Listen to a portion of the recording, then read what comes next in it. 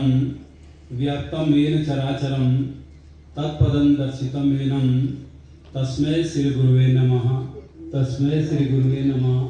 अखर charitable trust के द्वारा यहाँ पर ये जो कार्यक्रम आयोजित किया जा रहा है, जिसमें कि नवाचार का प्रयोग करने के लिए रुचिपूर्ण और गुणवत्तापूर्ण शिक्षण के लिए और जो लगातार विद्यार्थियों को प्रतिस्पर्धा के लिए प्रेरित करते रहते हैं, आदरणीय असवाल जी का भी सम्मान का कार्यक्रम यहाँ पर हुआ। आदरणीय असवाल जी इस कार्यक्रम के अध्यक्ष बहन विमलेश्वरी नेगी जी, इस कार्यक्रम के मुख्य अतिथि डॉक्टर कुशाल जी, विशिष्ट अतिथि आदरणीय पोखरियाल जी, यहाँ पर उपस्थित बड़ी बहन के रूप में बैठी श्रीमती उमा घिल्डियाल जी, इस कार्यक्रम के अध्यक्ष भाई संदीप राव जी, इस कार्यक्रम का संचालन कर रहे भाई महेंद्र बंगवाल जी, जिन्होंने अभी यहाँ पर एक बहुत ही शानदार प्रस्तुति दी, आदरणीय जेके पैनोली जी, जेके सर जी ने, डॉक्टर अशोक बडोनी जी, आदरणीय हर्षमणि पांडे जी, यहाँ पर रीजनल रिपोर्टर के एडिटर बहन गीता असनोड़ा जी और सभी मेरे शिक्षक साथियों, शिक्षिका बहनों, अजीम प्रेम जी फाउंडेशन से आदरणीय अंथवाल जी, सामाजिक कार्यकर्ता अनिल स्वामी जी और प्यारे यहाँ पर विद्यार्थियों, मैं सबसे पहले जो यहाँ पर सम्मान दिया गया आदरणीय संदीप रावत जी का बहुत ही हार्दिक आभार ज्ञापित करता हूँ। और जो अभी मैं संबोधन बहुत विस्तार से सुन रहा था जेके पैनोली जी का, जो आपने गुरु जी के बारे में बताया कि किस तरह से वो शिक्षण में लीन रहते थे और किस तरीके से उन्होंने शिक्षण कार्य किया, जो आपने अपनी बातें भी बताई, बहुत सहज और सरल तरीके से आपने जो व्यक्त किया। और मुझे लगा कि आप ही की शेर व शायरी की भाषा में कहा जाए तो कहते हैं कि तैरना ज़िंदगी में सीखो, यूँ तो लाशी भी तैर जाती हैं, और इन्हीं बातों को आपने भी सार्थक किया। आपने बहुत विस्तार से गुरुजी के बारे में बताया। यहाँ पर आदरणीय पोखरियाल सर ने भी बहुत विस्तार से बताया। और एक बात जो आपने कही कि आप उस समय 60 के दौर में आप MSc फिजिक्स में थे, और तब यदि आप शिक्षण कार्य को छोड़कर यदि कहीं दूसरी जगह शायद भाग्य आजमाते तो आप कहीं डायरेक्टर होते, कहीं साइंटिस्ट होते, और आज बहुत बड़े पद से, उस समय जब आप प्रधानाचार्य के रूप में सेवानिवृत्त हुए तो बड़े पद से भी हो सकते थे, लेकिन आपने पढ़ना और पढ़ाना जो है स्वीकार किया। और शायद हम सब शिक्षकों के लिए यही एक बड़ी प्रेरणा है। कहते हैं कि शिक्षण के बारे में कहा जाता है कि शिक्षण का कार्य करना त्याग, तपस्या और कठोर अनुशासन का एक अनुष्ठान है। ये सेवा और समर्पण का द्वार भी है शिक्षण कार्य करना, और ये वात्सल्य, ममता और स्नेह की एक प्रवाहशील त्रिवेणी भी है। इसको हम यदि शिक्षण को कहें तो यह शिष्यों की झोली में ज्ञान के रूप में अमृत को वर्षा देने वाला भी एक महायज्ञ है। और इस बात को सार्थक किया है स्वर्गीय नेगी जी ने कि उन्होंने शिक्षण कार्य करना स्वीकार किया। अपने आप में यह बहुत बड़ी बात है। आपने पोखरियाल जी ने एक बात और कही कि आप जब सामान्य बातचीत भी करते थे तो ऐसा लगता था कि ये डांट रहे हैं। और मैं बहुत पहले की बात है कि जब वो मजाकोट में शुरुआत में शायद हेडमास्टर आए थे, और उस बात का मैं कहीं ना कहीं गवाह मैं भी हूँ, क्योंकि हुआ ये कि उनके विद्यालय में एक कुलदेव रावत जी जो है एक NT में शिक्षक आए थे, और कुलदेव रावत जी के पिताजी जिस विद्यालय में पूर्व विद्यालय में था राजकीय इंटर कॉलेज रामाश्रम में, आदरणीय पैनल जी जानते हैं, सतीश सिंह रावत जी कुलदेव रावत जी के पिताजी थे। जब उनकी शादी हुई तो क्योंकि उधर से निमंत्रण मुझे भी था तो मैं भी आया, लेकिन मैं थोड़ा बारात में देर से पहुंचा। तो जैसे ही उनके कुलदेव के पिताजी से मेरी मुलाकात हुई, मैंने कहा बहुत बहुत बधाई, तो उन्होंने सीधे कहा कि हाँ बहुत अच्छा आप पहुंच गए। तो सर भी वहाँ पर थे नेगी जी, मैंने उनको प्रणाम किया तो उन्होंने मुझे पूछा आप कौन हैं। मैंने कहा सर मैं GIC राम आश्रम में हूँ। तो उन्होंने बहुत ज़ोर से मुझे बोला कि आपके प्रधानाचार्य के बेटे का विवाह हो रहा है, आप इतनी देर से पहुँच रहे हैं, बड़ी गजब की बात है। अब मैं एकदम भौचक्का रह गया। मैं अपने आप में इस तरीके का एक अप्रत्याशित बात को सुनने के लिए मैं शायद मेंटली तैयार नहीं था। लेकिन मैंने कहा जब प्रधानाचार्य जी बोल रहे हैं तो निस्संदेह ये अच्छा ही कह रहे हैं, तो मैंने सीधे ही बोल दिया। मैंने कहा सर सॉरी, मैं इस बात के लिए काफ़ी दुखी हूँ, मैं देर से पहुँचा, क्या टाइम पर आना चाहिए। बात आई और गई हो गई। फिर उसके बाद बारात में भी गए, सर भी बारात में गए।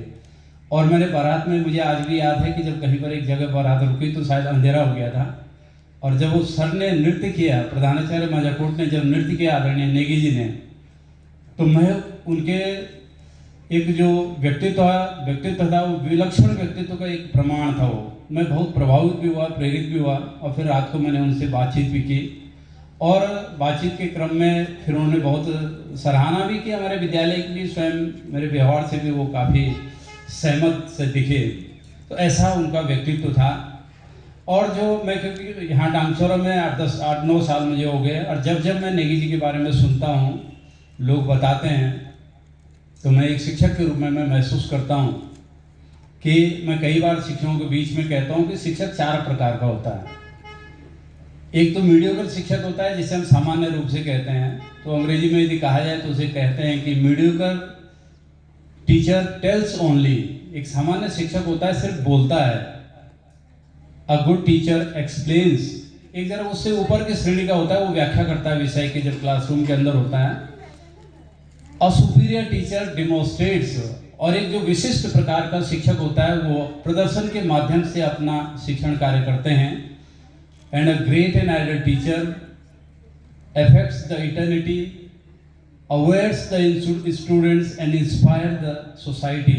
और जो बहुत ही महान और आदर्श शिक्षक होते हैं, वो अनंत को हमेशा के लिए प्रभावित करते हैं, सबको जो है प्रेरित करते हैं, और समाज के अंदर एक रोशनी पैदा करते हैं। और ऐसी ही जो है सर का कृतित्व था, जो अभी विज्ञान के गीत गाया, क्योंकि आज तमाम प्रकार के विज्ञान के गीत गाए जा रहे हैं, विज्ञान के कार्यक्रम चल रहे हैं, लेकिन तब सब इन चीज़ों की व्यवस्थाएं नहीं थी, इन चीज़ों का एक रूटीन नहीं था, एक ट्रेडिशन नहीं था। लेकिन तब भी आपने इतना क्लिष्ट और इतना सरल गीत गा के जो है सबको प्रेरित किया। तो ये अपने आप में शायद शिक्षक समाज को, शिक्षार्थियों को बहुत ही प्रेरित करने वाला और बहुत ही ज़्यादा प्रभावित करने वाला है।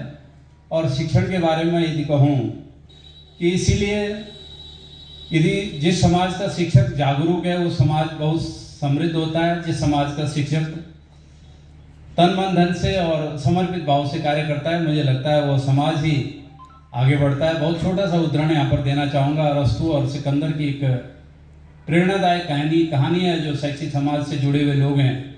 कहानी ये है कि अरस्तु शिक्षक थे और उनके शिष्य सिकंदर थे। अरस्तु और सिकंदर कहीं जा रहे थे, और जाते जाते जो है मार्ग में एक नाला पड़ता था, नाले में पानी बह रहा था। नाला इतना जोखिमपूर्ण था कि जो भी उसमें जाएगा तो उसमें बहना निश्चित है, उसको बहना ही था। इसलिए अरस्तु जी ने बोला, जो टीचर थे उन्होंने बोला मैं पहले जाऊंगा। सिकंदर को लगा कि यदि पहले जाएंगे तो गुरुजी खतरे में आ सकते हैं। सिकंदर ने कहा नहीं, मैं जाऊंगा। और इसी बात पर उनका बहस होने लगी। अरस्तु ने बोला कि मैं जाऊंगा, सिकंदर बोले मैं जाऊंगा। इसी बात पर बहस हो गई। लेकिन अरस्तु जो उनके शिक्षक थे, उन्होंने कहा ठीक है, मैं तैयार हूँ कि आप पहले जाएंगे, लेकिन मुझे ये बताओ कि तुम जाना क्यों चाह रहे हो आखिर, जब वहाँ पर स्थितियाँ इतनी जोखिमपूर्ण है कि मरा भी जा सकता है, बहा भी जा सकता है, तुम क्यों मरना चाहते हो, क्यों बहना चाहते हो। तो सिकंदर ने उत्तर दिया, जो वो हम सब शिक्षकों के लिए बहुत प्रेरणादायक है। सिकंदर ने कहा कि यदि एक सिकंदर बह जाएगा, मर जाएगा, तो उसे समाज पर कोई बड़ा फर्क इसलिए नहीं पड़ेगा क्योंकि अरस्तु जैसे शिक्षक जो हैं 100 सिकंदर भी पैदा कर लेंगे। लेकिन यदि जो है अरस्तु जैसे उद्भट विद्वान और समाज को उद्वेलित करने वाले शिक्षक यदि समाज में नहीं रहेंगे, तो शिक्षक विहीन समाज होगा, समाज शिक्षकों से रिता हो जाएगा। इसलिए मैंने निर्णय किया है कि मैं पहले जाऊंगा। और मुझे लगता है कि स्वर्गीय शिवदर्शन सिंह नेगी जी का ऐसा ही व्यक्तित्व था। गुरुजी से जो पैनुली सर जी ने बताया, पोखरियाल सर जी ने बताया मेरा इतना सौभाग्य नहीं रहा कि मैं बहुत ज़्यादा क्लोज उनके नहीं रहा, समय और परिस्थितियाँ ऐसी नहीं थी। लेकिन जो कुछ मैंने सुना, जो कुछ मैं सुन रहा हूँ, मैं अपने आप को बहुत सौभाग्यशाली समझता हूँ कि उनको एक श्रद्धा सुमन अर्पित करने के लिए, अपने विनम्र श्रद्धांजलि देने के लिए भी मुझे ये अवसर मिला, सौभाग्य मिला। और उसके लिए मैं आकर ट्रस्ट को, भाई संदीप जी को और उनकी पूरी टीम को हार्दिक आभार और अनंत आभार ज्ञापित करना चाहता हूँ। और संदीप जी के लिए मैं निश्चित रूप से कहना चाहूँगा कि क्योंकि आप रसायन विज्ञान के शिक्षक हैं और जिस तरीके से आप साहित्य की साधना कर रहे हैं और गढ़वाली बोली के संरक्षण के लिए जो आप काम कर रहे हैं, मुझे लगता है कि वो समाज के लिए एक बहुत बड़ा योगदान है, आपका बहुत बड़ी सेवा है। क्योंकि शिक्षक के पेशे से जुड़े होने के नाते मुझे मालूम है कि शिक्षण कार्य करने के साथ साथ साहित्य की साधना करना या किताबों की रचना करना, पुस्तकें लिखना और निरंतर इस तरीके के समाजोपयोगी कार्यक्रम करना अपने आप में जो है श्रम साध्य भी है, अर्थ साध्य भी है। सभी कुछ इसमें जो है बहुत मेहनत की ज़रूरत होती है और आप इसको बखूबी दे रहे हैं। तो मैं कह सकता हूँ कि आप साहित्य की एक जिस तरीके से एक तपस्या होती है, तो तपस्या बहुत प्रकार की होती है। वाणी की तपस्या है, शरीर की तपस्या है और आत्मा की तपस्या है, बहुत सारी तपस्याएं होती हैं। लेकिन आप जो साहित्य की तपस्या कर रहे हैं और शब्दों की जो साधना कर रहे हैं, वो अपने आप में सबके लिए जो है बहुत प्रेरणादायी है। मैं पुनः, क्योंकि समय काफ़ी हो गया है और मैं समझ सकता हूँ कि सब यहाँ पर जो साहित्य से जुड़े हुए लोग हैं और साहित्य से जुड़ा हुआ शख्सियत या व्यक्तित्व ही इतनी देर तक जो है इन चीज़ों को सुन सकता है, बैठ सकता है।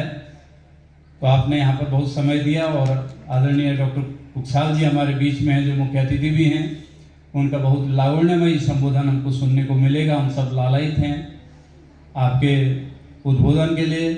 मैं पुनः भाई संदीप जी को हार्दिक धन्यवाद ज्ञापित करते हुए और आप सभी का अभिनंदन और स्वागत करते अपनी वाणी को विराम देता हूँ। धन्यवाद, नमस्कार।